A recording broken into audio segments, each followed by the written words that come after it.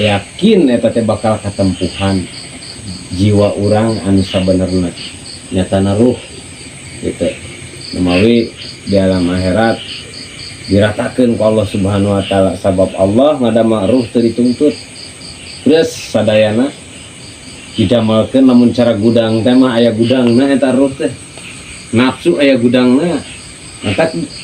aya peribahasa teu kolot teu budak nafsu mah sarua cenah kitu nya tak mata kitu ge gitu geus kolot wae geus seueuh teu daekeun waregna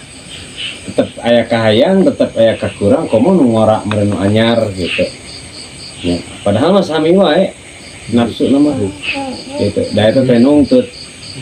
anu pang pertamana ku Allah dikirimkeun dipasikeun ka makhluk anu hirup teh bedena ka manusia nyatana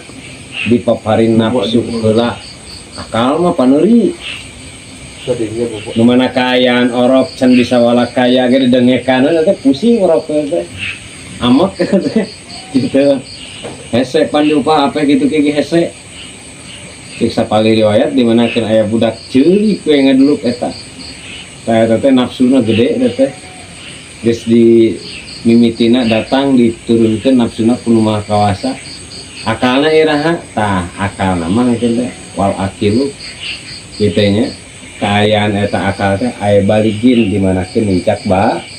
balik karek bisa berakal bisa ngipu ka kolot ku akal teh bisa ngabohong ka indung ka bapa ku akal keneh teh gitu ya da keur budak mah cek paribasana keukeuh